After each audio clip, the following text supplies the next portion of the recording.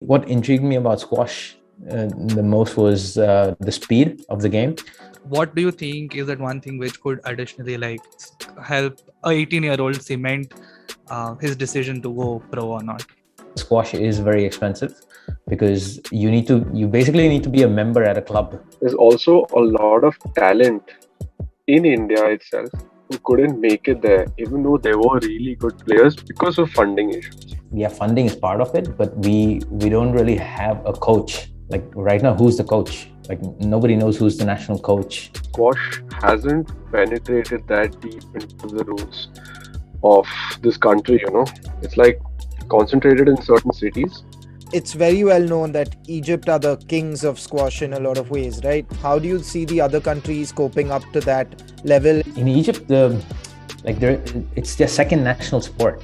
How many countries is having squash as one of their national sports? In juniors, unfortunately, I was in Mahesh's category, so we couldn't win any tournament because this dude used to pop up in the quarters and semis, and that's it for us. All those 5-setters, Mahesh beat me in. He was having a gala. 5-setter what? It was 5-setter man.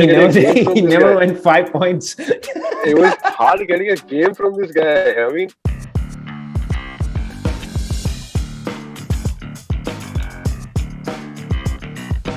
Hey guys, welcome back to an all new episode by All About Sports, the podcast, a podcast for the fans, by the fans. And today's episode is very special. We are covering a new sport which we haven't covered in a while. In fact, I think it's the first time we are covering it, squash. And for this episode, we have two of our special guests with us. We have Mahesh, who's a professional squash player and he's represented India. He had a career high ranking of 44. He won the prestigious British Junior Open under 15 category and was also part of the Indian team that won gold medal in the 2014 Asian Games. And we are also joined by Vardhan Ladiwala, who, other than just being an ex-Marian, I think his introduction, Mazhar would like to take it forward. Thanks, Shubham. So Vardhan is a dear friend. We've known him for over 2 decades now. Literally seen him go from 5'3" to 6'3" in a span of 3 days. But coming to the fact, he used to play squash as well. He was pretty decent, but then he realized he can't cut it, so then decided to become a doctor. No jokes apart. So Vardhan was pretty damn good at squash himself. He had a highest state rank of 3, nationals rank of 9. He finished in the top 16 in the juniors championships as well internationally. He represented CCI for a very long time. He's also a supremely underrated cricketer, mind you. And like every single Indian in this world, he can bat and bowl. But I think I'm done with the banter. No, but jokes apart, Vardhan's a great lad, amazing sports person, always active, and honestly, just a pleasure to have both of you, Mahesh and Vardhan, on board. And I remember during our inter-class cricket matches, we used to be like, hey, we need to get Vardhan's wicket quickly, otherwise it might just become a problem or something. But yeah, it's really cool to have you guys on the podcast. And to start off with, so my first question is for you, Mahesh. You've been playing squash for a very, very long time, and obviously you've achieved a lot in the game. But what was the start for it? Like, how was the journey initially? How did you get into the sport? If you can walk us down memory lane and let us know about how did you initially get into the sport? So I basically started squash at the age of 7. And I basically started with badminton. And actually, a dear friend of mine who was also my schoolmate, his name is Abhishek Pradhan. He basically asked me if I wanted to try squash, and we were good friends. So I kind of like joined him for a squash session. And when I got on court, when I tried it for like 30-40 minutes, I got completely hooked into it. And since then, I've been playing it.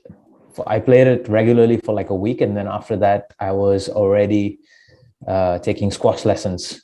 So me and Abhishek, we had the same coach growing up, and then kind of we also like used to compete against each other in like same tournaments. So but then obviously like it got to a point where we were like 1 and 2, and we had to pick a new coach because our coach basically couldn't train us, and there was a conflict. So he decided to like train with somewhere else, and I stayed with the same coach. And yeah, that's where my journey began. And after that, I've been playing on the international circuit since the age of 9. So you say you started squash at the age of 7. But was there like a specific period or a specific time when you were playing squash and you realized that you're really talented at it, and this is like a sport you like to take it up professionally? Was it your coach, or was it a competition that you won? Like, was there any like turning point or something like that? Yeah, I mean, the turning point came very late. Like it was at 14, I decided that I want to make squash as my full-time career.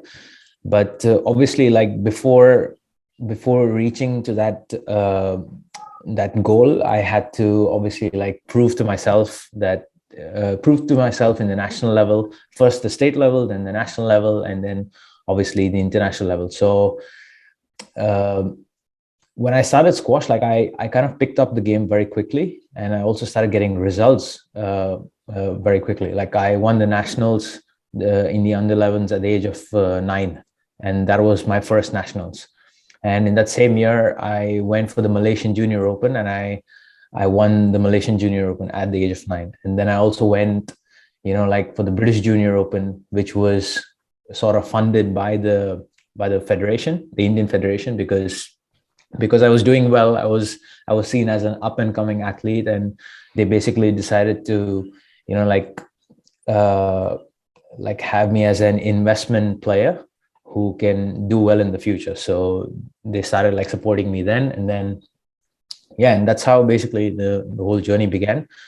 And yeah, then I was also fortunate to go to places like Egypt to train. So I was exposed to a lot of squash at a very young age, and a high level squash.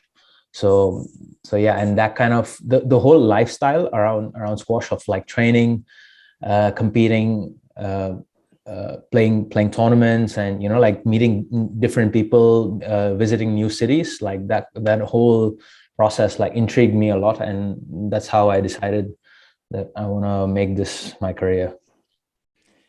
Mahesh, you spoke about Egypt, and it's very well known that Egypt are the kings of squash in a lot of ways, right? Everyone puts them on this pedestal when it comes to the sport.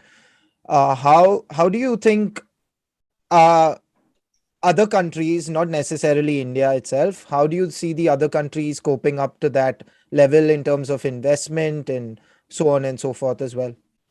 I mean, in Egypt, it's their second national sport. So you look at how many countries is having squash as one of their national sports. Like there's no other country. It's only Egypt. So Egypt is basically like football is their number one, and then it's squash. So it's understandable that it's very popular there. Also, they have a lot of developed a lot of facilities which are like producing champions. For example, there's a club chain called Wadi Degla, and they basically produce like top level squash players. And to be part of that club, you need to be at a certain level. So kids are obviously like trying to like get better at a very young age, and then they get that opportunity. Then the clubs are basically sponsoring the players, even under 15, under 13, they get sponsored to like do better. So, and Egyptian league is also very strong. So these juniors, they get an opportunity to play in those leagues, and you get paid for that. So this is one way, of getting of doing investment in a player, and that's how they have basically approached. I don't know if they still follow this routine, but yeah, I'm pretty sure they do it now as well. So yeah, that's one thing. The other thing is, I would say like England is also very good. England squash has a very good funding plan. Another country is very good is Qatar. They have only one player, but their one player is basically top 30 in the world, and that guy is basically a proper funding plan. Like how if you have a structured funding plan to develop an athlete, like that is how it should be done. So this guy from Qatar, he's top 30 in the world. He has like 2 coaches traveling with him everywhere. Everything is paid for, obviously.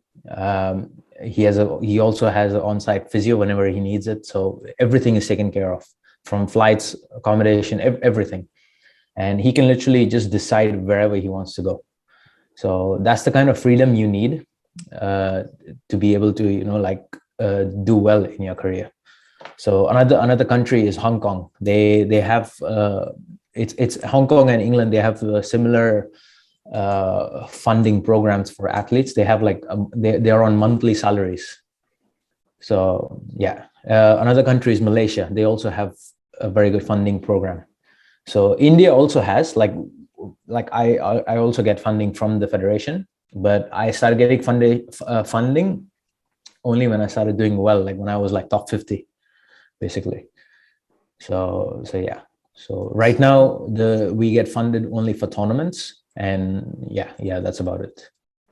But like we don't get funded for training or anything. And this is all part of the Commonwealth Games, approach to Commonwealth Games next year. So I think Mahesh, Vardhan, both of you could answer the next one. Like, do you think having this funding plan in place, like for example, a monthly salary, do you think that would help? Because considering both of you have played a lot of squash, of course, Mahesh has carried on with it, but Vardhan, you were also part of the circuit as a junior, right? So do you think it would have helped you progress or cemented a future, maybe helped you tweak your decision, life choice, basically, if you had a funding plan in place from a very young age, right? And if I could just add another question onto it, what is that one thing which you think could be a very big boost for juniors, because that's where you have to make the decision, right? Mahesh said at 14 he was late in making this decision of becoming a squash professional.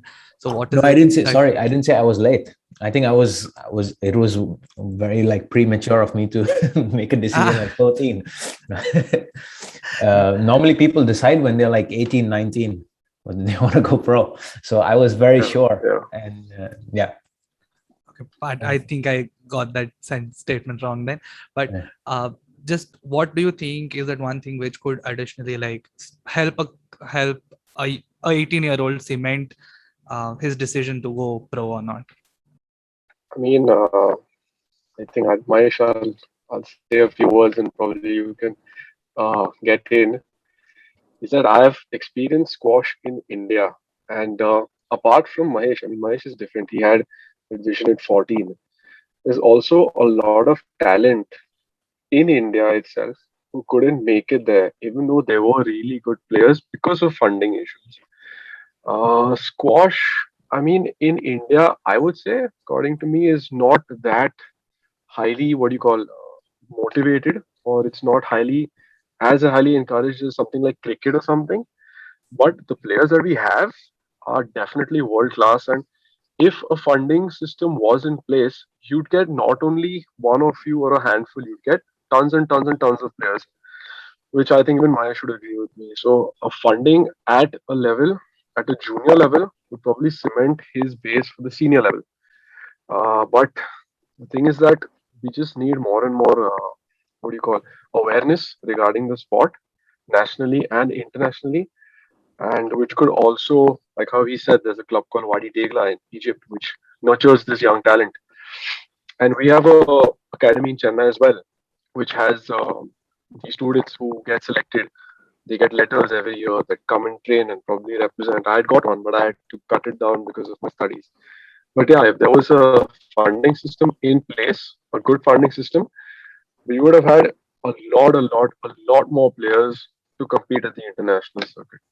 so I'll tell you why we don't have good juniors. Or I mean, they're decent in India, but when they compete abroad, they kind of struggle. Is because we don't have a good. It's I don't think it's anything to do with, yeah, funding is part of it, but we don't really have a coach in place. Like right now, who's the coach? Like nobody knows who's the national coach or for like a specific category in the juniors. So yeah, that's a very big problem. Every player has his own personal coach, and then he's basically like traveling with them. Or I don't know how official this is. So there is firstly what you need is a squash program, and every club in India needs that. And yeah, so we need more academies. We need like educated coaches who have experienced, like the international circuit, who are experienced enough to develop a world-class player in the juniors. So it's like that. For example, my coaches in India, they hadn't like played internationally, but one good thing they told me was to be better, I need to go outside India and train with the coaches abroad, because even they knew that they don't have the experience to train anyone, to train someone who is who wants to compete at an international level. So they advised me to go to Egypt, for example. They advised me to go to England and train, and that's how I got the experience. And obviously I did all this training all by myself, from like I funded myself, but it was definitely worth it. So we need a squash program, and we need like good coaches, more coaches in India. That's my take. And then second thing is, see, now like it's very different, because now kids, if they take up squash, they see it as a ticket to America, because squash gives you a lot of opportunities to get into the Ivies. And and now, because the times have changed, like now every Ivy League or any university, they're all hiring, or not hiring, but like they're recruiting students only who are like pro athletes. For example, I had a phone call with someone, so like last week or something. He basically couldn't get into college because he wasn't playing professionally. His grades and everything were good, but he was just not able to get there because he's not like 150 or at least top 100 in the world. So that is one thing which is holding the progress of that person. So obviously competition is rising, so you need to be registered on the PSA World Tour, which is the Professional Squash Association. So I think every junior needs to do that, and they need to do it by themselves, and they need to prove it to the federation that yes, I am basically willing to dedicate my whole life to the sport. And you can do it, like you can do college and squash together. That's like, it's totally doable now. The times have changed. So yeah, that's the way to go about it. So Mahesh, what I want to ask you is, like, right now what you very interestingly mentioned is that India doesn't have a national coach for squash, and also there has to be like a system in place. There have to be more academies in place, and so on and so forth. So the fact that we don't have it, and also it's not like we don't have talent. We do have talent, but the fact that we don't have this infrastructure in place, is it because of lack of interest from the government, or just lack of pure money, or is it that the sport doesn't garner that much interest for people to invest in it? What is like the root cause for it? I mean, if we had the root cause, then yes, we'll try and figure it out. I think it's a little bit of everything. The thing is, I haven't been in India in a very long time, so I don't know how the structure is right now, like how things are functioning at the moment. But looking at, I'm just talking, like, I don't know what's happening in the juniors right now, but just looking at the professional circuit, we are all separated. Like, I live in Finland. Saurav, who's the captain of Indian squash team, like, he's the number one player and he's a top 20 player. He lives in Kolkata. So whenever he wants to go and train somewhere, he's not training in India. He's going to either America or England or somewhere. So why does he have to travel? Like, why can't he just train where he is living? You know. So I And all would this love to travel say is in India as funded well, by but there you is. guys or funded by the federation? So it most of the times it's funded like by us, and then if we get a medal or something, then we get, you know, sort of like you get money for that, like a bonus or a reimbursement for the expenses we've made. It like it's not guaranteed. Nothing's guaranteed. We are getting the funding now. So Ramit, I for would imagine example, that like itself is his. very expensive, right? Like it already increases the barrier to entry for like athletes who can't afford to spend that sort of money, right? Yeah. But you find like different ways. For example, like you do like camps, like coaching camps. Like I'm currently the national coach for the under 15s in Finland. You know, so I'm working for the federation here. So you work on the side, and that's basically your income. And like squash kind of like it opens a lot of doors. For example, you know, like this, like becoming working for the federation, and you know, like getting a head coach position at a club or something like that, and that gives you a lot of opportunities. And also at the same time, it gives you time to compete on a regular basis. So when I say compete, is like you get to play like 10 to 12 tournaments a year. So that's a lot of freedom. Shubham, I just wanted to say something about the India part of it because Mahesh isn't here. I think it's more about the awareness. Yeah, I mean, the squash hasn't penetrated that deep into the roots of this country. People don't know what it is yet in a few remote places. It's like concentrated in certain cities. It's getting there, but it's going to take some time. That's why probably the talent that's still about to come out, it's still suppressed or hidden. Yeah, so Vardhan, just to build upon that, isn't squash essentially an expensive sport because of where it's played? Like the structure, you have like an indoor court. It's so hard to, like, you're not going to find squash courts everywhere like you will find football grounds or basketball courts, for example, across the globe. So, I mean, so don't you think that that would take a lot of time simply because, again, it's a more expensive sport as compared to a lot of the others? This goes for both of you. I mean, expense isn't one thing I'd say. I mean, the traveling and the staying and the funding for tournaments, that is an expensive part of it. But I mean, if you set up a club, they'd obviously want the popular sports there, like probably cricket, badminton, or football, or something like that. Set up a squash court. Yes, it is difficult. You need players who are interested to play. Otherwise, it's just a waste. And apart from the expense, I mean that is just player to player. If you can't make those expenses, you can't make those cuts, then it's not the sport for you. But apart from the equipment and the shoes and this and that, it's also your coach, it's also your nutrition, it's also your traveling, it's also your tournaments. So that also covers a lot in the expense part of it. I think yeah, that's also like a plays an important role. But in terms of like accessibility, yes, squash is very expensive because you basically need to be a member at a club, and everybody doesn't have the financial capability of being a member at a club, so and yeah, you need that. So there is no lack of accessibility.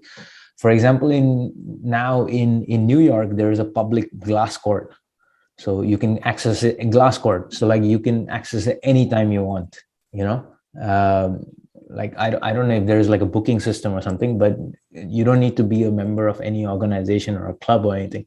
So that is like, you need to make it open to the masses, and you need to stop having these, like have programs like squash programs, but like make it open for all. So for example, in Wellington, there is this academy. I basically like I'm a consultant like there for the academy, like Sports Excel. So they have like a members program and a non-members program as well. So that's something what you need to do. Like CCI, for example, needs to do that, or like other clubs in like Car Gym in Mumbai, they can do something like that. So, and more clubs need to get someone who are like non-members, and give them that accessibility to the sport. So that's one way to go for it, and that's why it's perceived as expensive at the moment, because we are not opening up to the masses. We are only giving it to, like the privileged class who are able to afford like the membership basically. So yeah, and that's how like I have basically picked up the sport because I was member at a club, and that's how I got exposed to the club, exposed to the squash courts. Yeah. This next question's for you, Vardhan. Your dad has been a major influence on your life throughout. He's been a major reason why you got into cricket and then followed squash as well. So, how was it when you transitioned from sports? You've had your fair share of injuries. I've seen you out and missing out as well. So talk about that transition, how having a fatherly figure like that, literally your father who is also an inspiration, who himself is so active in sports, has helped you through that. And also the support you received when you decided that, okay, I'm not going to be doing this on a full-time basis. Yeah, so the thing about my dad is that he is 10 times the sportsman I am. From a very young age, he was very good at everything he picked up. I mean, he was a state table tennis player, badminton, squash, cricket, Mumbai cricket, and everything. So he made me try out tennis initially when I was a kid. And then he started playing squash and he found that sport amazing and he did really well on the circuit. He was always ranked in the top 3 or 4 and used to always perform well, knew the sport very well inside out, and he introduced me to it. I mean, I had no coach, that's what Mahesh said. People have their individual coaches. So for me, it was my dad. So whenever I used to go for tournaments, he was always watching, always telling me what to do. And one thing was that I could always probably vent out to him because it's not that formal between me and him how a coach and a player would be. So even till today, even when I play today, he always comes, he watches, he tells me something or the other that you do this, you do that, and it's not nagging or anything, but it makes sense because when I actually do that and it works, so uh, I'm very grateful for him for his influence in my life when it comes to sports. And yeah, speaking about my transition, is that in juniors, unfortunately, I was in Mahesh's category, so we couldn't win any tournament because this dude used to pop up in the quarters and semis, and that's it for us. We used to go to the playoffs directly. So, so I've played him a few times actually, and I've always found it hard. But I realized early on in school itself that squash is a very important part of my life. Sports and studies, it's a very good balance. Both help one another.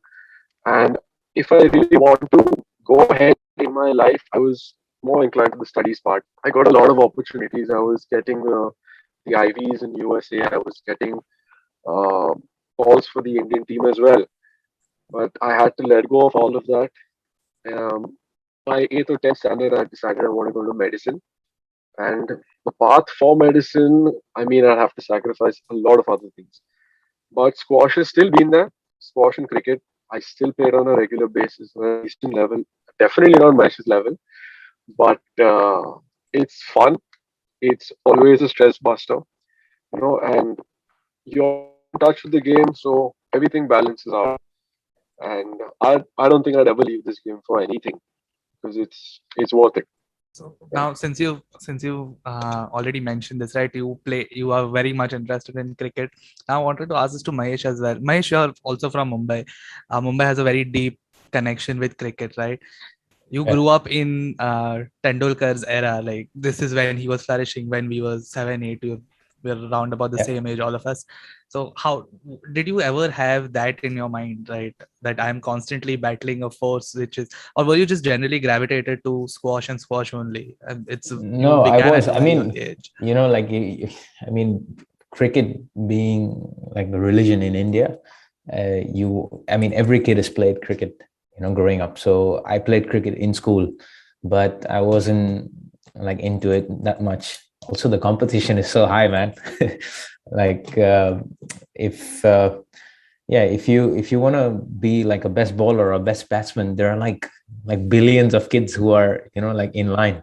So the competition is obviously high, but I never really liked cricket because I compared to squash, cricket is a very slow game.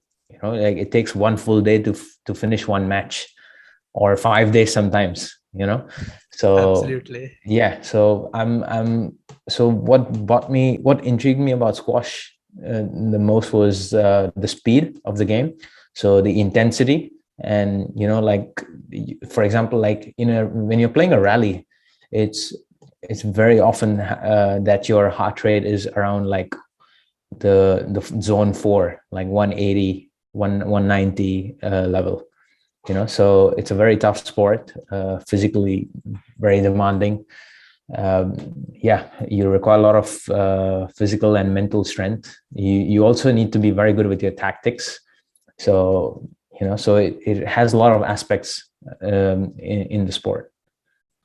So I was just going to come to that. Like, what about squash really, like, I think with each sport, people pick on a particular thing which they really like, right? Either you like the strategy aspect of it, where you really outwit your opponent, or in some certain sports, like a lot of racket sports have this, where your endurance is just that much higher than the opponents that you can outlast them. Which one of the two is it for you when it For comes me, to squash? it's so. I mean, yeah, I like to play the long game. I'm more like well, I haven't been winning a lot of five setters at the moment, but I normally play well in a 5-set match. Uh, yeah, so I basically like to wear my opponent, like wear him out physically. And yeah, and then like I like to win like under 5 in the 5th game. Like that's basically my style. That I have basically worked my opponent very hard in the first 4 games, and then in the 5th game it's yeah. But right now I just need to shift my tactics a little bit, and like uh, do a few changes in terms of like approaching my tactics and approaching each opponent. Like yeah, so that is one thing that how I play. And I'm an aggressive player. Like I like to dominate the middle of the court. I volley a lot, so that basically defines my game. As you spoke about the endurance bit, Vardhan's smile just became bigger and bigger. I think he was witnessing all those games which he's played against you in the under 13s and 15s. Like, he knew all along that he was enjoying this. Like, I was never really close, was I? All those 5-setters, Mahesh beat me, and he was having a gala I time. said to what? It was 5-setter, man. hard He getting never, a game from he this never guy. went 5 points. It was hard getting a game from this guy. I mean, 5-setter. Man, I'd have to how pay him many something times to did you give me a get the game. 5 points? Never, boss. I mean, it was like Mahesh was on a different level. Then there was a huge gap, and then all of us were there, crowded in the middle. So this guy started playing senior categories. He's like, I have no competition with you guys. You're not worthless. So I'm going up and I'm playing up. So that's one thing. It's good that you mentioned that I started playing senior. So that's another opportunity. Yes, like sir. tournaments and like clubs should give juniors to for example, like there was this another kid who was like up and coming. Now he's in America. His name is Yash Fateh. So he also started doing really well in the juniors. And I think when he was like under 15s, he was already like very good compared to like number 2 3 in his category. So like the tournaments basically gave him an opportunity to play a higher category in the, for example, not just under 17 or under 19, but like in the men's. So I also had that opportunity, but they gave me like so I was basically playing 3 categories at the same time. And winning my them all. own category. Well, not all of them, but like in the juniors, or the sub juniors, I was winning, but in the men's I wasn't. I was at least like losing in the finals or like making semis or something like that. Yeah, but that's another way to go about it, and trying to develop the juniors and get them motivated and get them into the sport, and try and like make them take the sport professionally, basically. So now we're going to go into our final segment. Firstly, just wanted to say, Mahesh and Vardhan, thank you for sharing so much about a sport that honestly we have no idea about. I love it. I do love watching squash whenever it is on TV. and the little bit that I've watched when I've been at the CCI as well. But more than anything, it's just nice to see new faces again, discussing sports in general and our love for this entire thing of sports. So this is just a very quick fun segment. It's like rapid fire, so we'll just ask you a few questions on the lighter note and just let us know what you have to say about it. Ladi, I'm going to put you on the spot for this one. Squash or cricket? If you had to give up one Squash. of them, which one would it Oh, be? give up. Yeah, I'll give up cricket for squash. I did not expect that. I did not expect that. Yes. Gui, you want to go ahead? Okay, so I'm going to switch over quickly to Mahesh. Okay, Mahesh, which is your preferred city? Go for it. Do you prefer? Okay, preferred country. In India. No. In India. No. Tell everyone where you reside. I live in Helsinki. Yes. Right now, I would say my preferred city is Helsinki. Right now. Preferred food. Do you like Mumbai street food still yet? Do you remember what it tastes like? Yes or no? Yeah, I do. I mean, when I was actually never following my diet growing up. Like I was eating samosas and what I was outside CCI at the church. True Mumbai lad. True man. Mumbai lad. Yeah. So, but the thing is now I have lived abroad like for so long. Now when I eat anything which is Indian, it kind of upsets me. So, yeah, but I would still say now I would say like it's been like European food, like anything European. It's fine. I'm not very picky about food. Like as long as there is food on the table, it's fine. I'm okay with like Indian food as well. So yeah. Okay, Vardhan first and then Mahesh. Your go-to shot in squash. What is your preferred? Mine. I mean, yeah. Mine's the backhand volley kill. I hit it against mine Gaultier, is actually. yeah. What? Oh, we played with Gaultier. Greg Gaultier was the former world number one, and he'd come from an exhibition doubles to CCI, and I was playing against him. And there was one shot that I got which he couldn't pick up, and I was on cloud 9. So that is my go-to shot. That's for life. Yes. Retire. That's when you decided to retire. Don't lie. Don't lie. Yes, I'm done with this. Yeah. Mine is straight drive. It's the most boring shot ever, but I love it. Like I basically, if I have to pick a shot which I can practice all day, like that's one thing I would work on. And yeah, I surprisingly I do have the patience for it. So, but it's just straight drive. You just keep hitting it. It doesn't look attractive, but it's just the there. Irony, right? It's the most attractive shot in cricket, but seemingly not in squash. Yeah. So yeah, true. So on that note, thank you so much, Mahesh. Thank you so much, Vardhan, once again. Pleasure to have both of you here. And to all those tuning in, thank you so much. We'll be back with an all new episode next week. Let us know your thoughts in the comments, and if you want us to cover any other sports. Till then, take care, stay safe, and see you soon. Bye-bye. If you like this episode, make sure to leave a like and share it with anyone else who might be interested.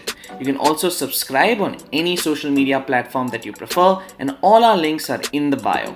We also have a website with all our episodes as well as blogs and a whole lot of other sports content, so make sure to check that out as well.